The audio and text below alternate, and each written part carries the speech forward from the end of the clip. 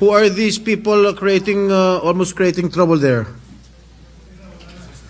Can you please trace their identities and send them out of this building? Secretary. Nasa tamang katinoan ba magkakaganyan doon? Ha? Ingot ka, Brad. Ha? Pakinggan mo sarili mo. Ulitin natin siya sabi niya. Oh.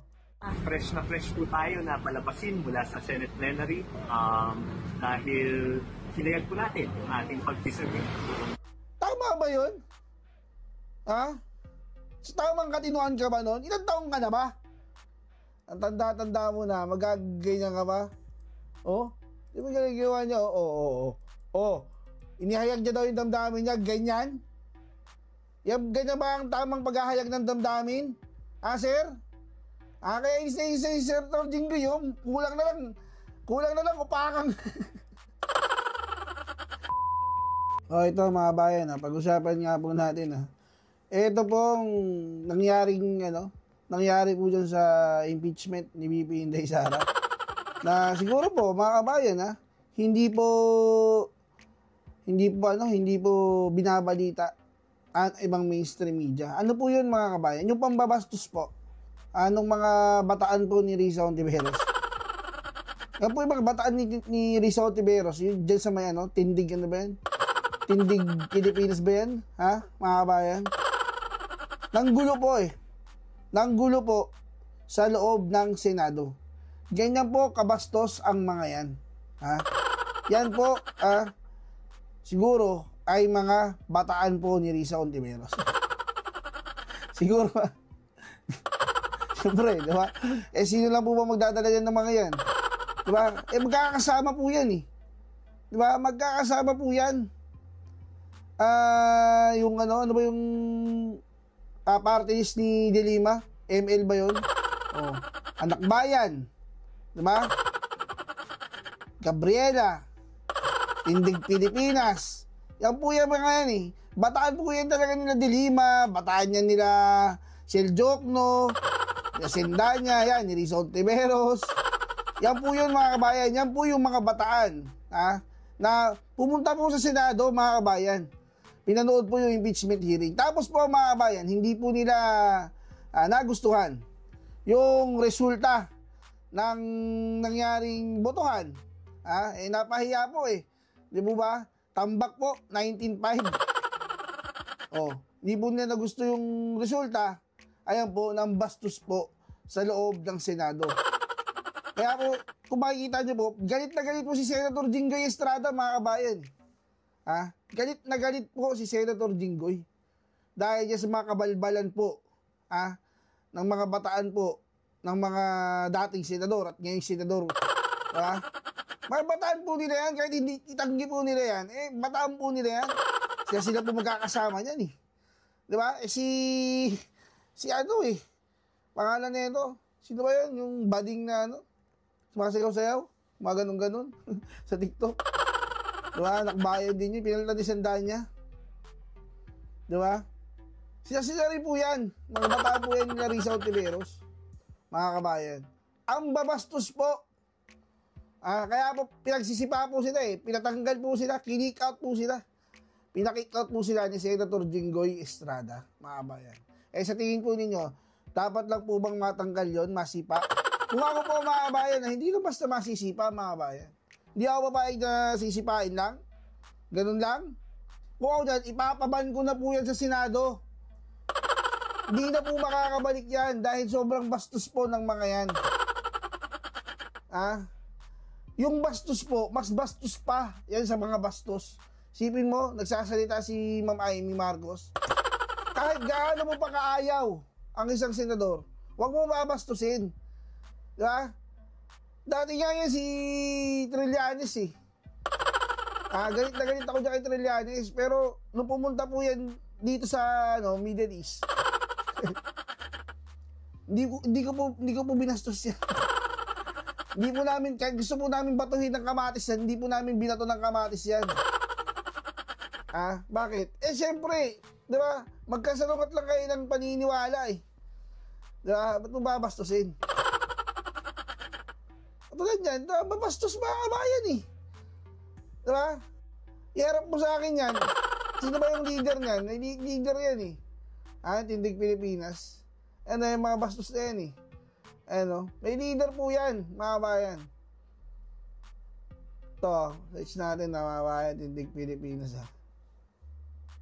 Ayan, mga bayan. Yan na pag nakita natin, ha, pangiti-ngiti pa si... Fresh na fresh po. Wala akong pakialam sa'yo. Ito ka. Ha? Fresh na fresh po tayo na palabasin mula sa... Yan, fresh na fresh daw siyang palabasin. Engot ka eh. Ha? Fresh na fresh palabasin. Kasi engot ka, sir. Sibi mo man nagsasalita. Pakinggan natin tong engot na to. Ano sabi niya? Senate plenary. Ulitin mo. Fresh na fresh po tayo na palabasin mula sa Senate plenary. Dahil hinayag po natin ang ating pag-disagree sa... Tanga! Hinayag po natin yung pag-disagree. Fresh na fresh pala paalisin dahil inihayag yung pag-disagree. Fresh na fresh kang pinalabas dyan sa Senado dahil engot ka, Brad. Isa't kalahati kang tanga. Tama ba yun? Nandun ka, gaganyan-ganyan ka, magkukomosyon kayo doon sa Senado? Doon sa plenaryo? Kung sa Kongreso, kaya nyong gawin yan. Kasi kayo, mga engot kayo, magkakasama kayo ng mga crocodile dyan, gawin mo. Huwag mong gagawin sa Senado, matitinong tao yung mga nandyan eh. Nagkakaroon ng hearing, o dyan sa plenaryo, kung saan tatayo ka, gaganong-ganong ka, engot ka ba? Lapit mo yung ulo mo dito. Halika, lapit mo. Engot eh. Fresh na fresh daw. Fresh na fresh daw siyang palabasin kasi nga daw inihayag niya yung damdamin niya. Engot!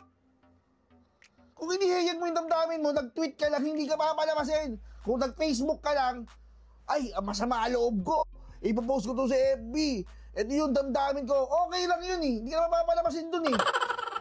Katangahan mo, diba? Kaingotan mo, gaganong-ganong ka pa doon, tatayo-tayo ka, gaganong-ganong ka, tanga mo. Diba? Yun pala to eh. Tignan nyo mga kabayan ginawa nila. Ito, panoorin po ninyo. Panoorin nyo po ginawa ng kaingotan ng mga yan,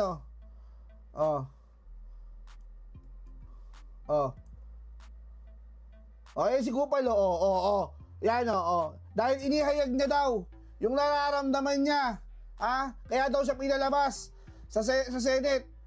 Pusang galang ganyan gagawin mo para ang bonding eh. Tingnan mo, isip bata na lang gaganong. Engot ka ba? Kaya gawin mo sa bahay namin yan, baka lang hindi ka palabas, basilipa pa kita palabas eh. Diba? Kinaganda mo naman, style mo mukhang bonding.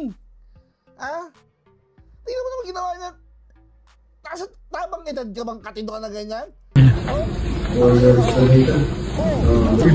Sa 12 taon na nanilihan kami, ang trabaho ng kongresista, sa pagkaalam ko, ay maging kinatawan ng kanilang distrito o kanilang sektor. Bakit naman ngayon? Ganyan kayo kabastos, Brad. Kitang-kita eh.